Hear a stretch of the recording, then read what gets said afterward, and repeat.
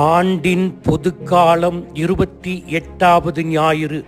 நற்செய்தி பகுதி லூக்கா பிரிவு 17, அருள்வாக்குகள் 11 தொடக்கம் 19 வரை. 10 தொழுநோயாளிகள்.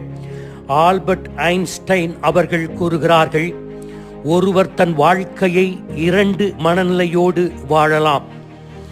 ஒன்று, என்னுடைய வாழ்க்கையில் நடைபெறும் ஒவ்வொரு நிகழ்வும் சாதாரணமானவையே என்று எண்ணிக்கொண்டுகின்ற ஒரு மனநிலையில் வாழ்வது. இன்னொன்று, என் வாழ்வில் நடைபெறும் ஒவ்வொரு நிகழ்வும் ஒரு புதுமை, ஒரு அதிசயம் என்ற மனப்பான்மையில் வாழ்வது. ஹாரி அயன்சைட் என்பவர் மிகச்சிறந்த விவிலிய ஆசிரியர். அமெரிக்காவில் வசித்தார். ஒரு நெரிசலான உணவகத்திற்குள் உணவு அருந்த சென்றார். தன் உணவை உண்ண அவர் தயாராகும் வேளையில், நானும் உங்களோடு சேர்ந்து உணவு அருந்தலாமா என்று ஒருவர் கேட்டார். உடனே அவருக்கு தன்னுடைய இருக்கையின் பக்கத்து இருக்கையை கொடுத்தார். பின்னர் வழக்கப்படி ஹாரி ஜெபம் செய்ய கண்மூடி தலை குனிந்தார். கண்களை திறந்தபோது அந்த நபர் கேட்டார், உங்களுக்கு என்ன தலைவலியா? இல்லை என்று பதிலளித்தார் ஹாரி. பிறகு, உணவில் ஏதாவது பிரச்சனை இருக்கிறதா? இல்லை என்று சொன்னார் ஹாரி.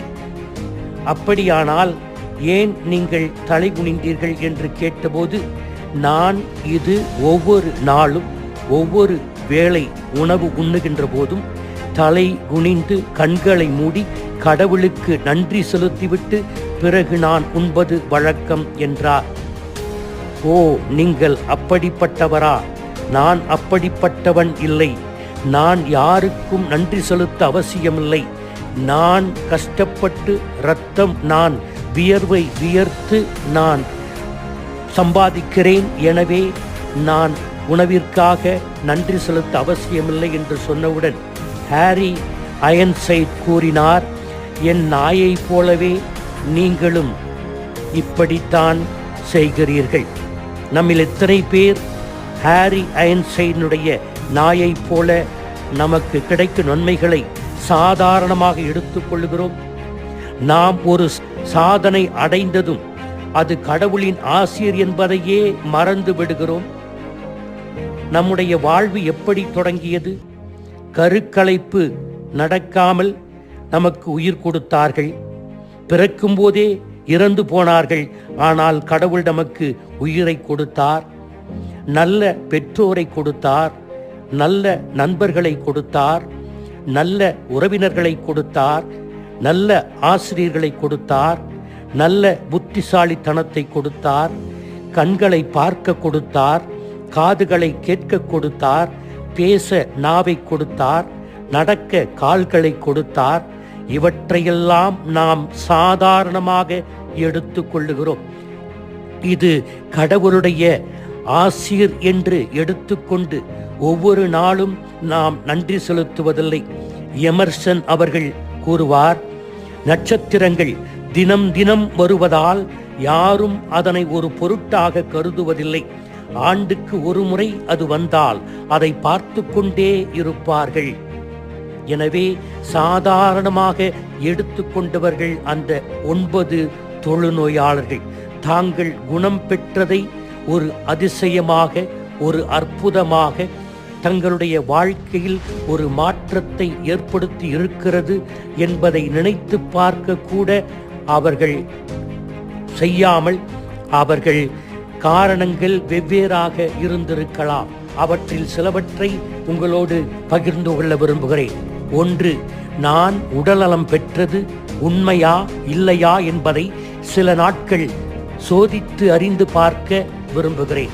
2, தேவைப்பட்டால் இயேசுவை பார்க்க நிறைய நேரம் இருக்கிறது. அவர் இந்த பக்கம் அந்த பக்கம்தான் நற்செய்தி அறிவித்துக் கொண்டிருப்பார். 3, நமக்கு தொழுநோய் தொடக்கத்திலிருந்து இல்லை என்பதுதான் உண்மை. 4, ஒரு நாள் நாம் குணமடைவோம் என்பதில் எனக்கு எந்த சந்தேகமும் இருந்ததில்லை. அது இப்போது நடந்திருக்கிறது. 5, நாம் குணமடைவோம் என்று நேர்மறையாக எப்போதும் நினைத்து கொண்டிருந்தால் ஒரு நாள் நாம் குணமடைவோம் என்று நான் சொன்னேன். அதே போல நேர்மறை சிந்தனை நம்மை குணப்படுத்தி இருக்கிறது. 6, இயேசு ஒன்றும் மிகச் சிறப்பான ஒன்றை நமக்கு செய்யவில்லை. ஒவ்வொரு ராபியும் செய்வதைத்தான் இவரும் செய்திருக்கிறார். 7, இயேசு நம்மை குருக்களிடம் காட்ட சொல்லி இருக்கிறார்.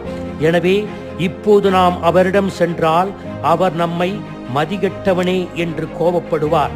8, இப்போது நமக்கு தேவை ஆலய குரு. அவர்தான் நம்மை நான் சுத்தமடைந்து விட்டேன், நலமாகிவிட்டேன் என்று அறிவிக்கக்கூடியவர். எனவே இயேசு இப்போது தேவையில்லை என்று அவர்கள் நினைத்திருக்கலாம். Common sense is not common everywhere என்று சொல்லுவார்கள்.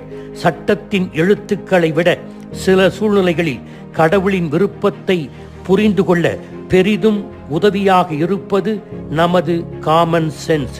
போகின்ற வழியிலே குணமடைந்தவுடன் அந்த சமாரியர் மட்டும் வந்து நன்றி சொல்லுகிறார். எனவே நன்றி சொல்ல வேண்டும். ஞாயிற்றுக்கிழமை திருப்பலி, யுக்கரிஸ்ட் என்றாலே நன்றி சொல்லுதல். கடவுளுக்கு முழுமையான திருப்பலியிலே பங்கு கொண்டு 6 நாட்கள் நம்மை உடல் நலத்தோடும் உள்ள நலத்தோடும் ஆன்மீக நலத்தோடும் நம் குடும்பத்தை கண்ணின் கருவெளி போல காத்து வந்த இயேசுவை உண்மையாகவே வழிபட வருகிறோமா, நன்றி உணர்வோடு வருகின்றோமா என்பதை நினைத்து பார்க்க வேண்டும். நன்றி உணர்வை 5 நிலைகளில் வெளிப்படுத்த வேண்டும். 1, உடனடியாக நன்றி சொல்ல வேண்டும். நாம் எதை பெற்றோமோ உடனடியாக அதற்கு யாரிடமிருந்து பெற்றோமோ அவருக்கு நன்றி செலுத்த வேண்டும். 2, தனிப்பட்ட செயலாக அந்த நன்றி இருக்க வேண்டும். நாம் எல்லோரும் சேர்ந்து நன்றி சொல்வது வேறு. தனிப்பட்ட விதத்தில் ஆண்டவரே எனக்கு இதை கொடுத்திருக்கிறீர், எனவே நான் நலம் பெற்றிருக்கிறேன், நான் வளம் பெற்றிருக்கிறேன், நான் இதை சாதித்திருக்கிறேன், எனவே நன்றி ஆண்டவரே என்று சொல்ல வேண்டும். 3, குறிப்பாக சொல்ல வேண்டும். சிலர் நமக்கு உதவுவார்கள், ஏதாவது பணம் கொடுப்பார்கள். உடனே அவர்களுக்கு தெளிவாக நீங்கள் கொடுத்த இந்த பரிசிற்கு நன்றி, இதை பயன்படுத்தி நான் என்னுடைய பையனுடைய படிப்பினுடைய காலாண்டு தேர்வினுடைய அல்லது அரையாண்டு தேர்வினுடைய ஸ்பெஷல் ஃபீஸை நான் கட்டியிருக்கிறேன் என்று சொல்ல வேண்டும். 4, தெளிவாக எழுத வேண்டும், நேர்த்தியாக எழுத வேண்டும், கண்டபடி கிறுக்கக்கூடாது. நன்றி சொல்லுதல். 5வது, நன்றி என்ற வார்த்தையோடு முடிக்க வேண்டும். எனவே நாம் நன்றி சொல்லுகின்ற கிறிஸ்தவர்களாக எல்லா செயல்களும் ஒரு அதிசயம்தான். கடவுளால் நமக்கு கொடுக்கப்படுகின்ற ஆசீர்தான், கடவுளால் கொடுக்கப்படுகின்ற அருள் கிருபைதான் என்பதை உணர்ந்து செயல்பட ஆண்டவரிடத்திலே வேண்டுவோம். ஆமீன்.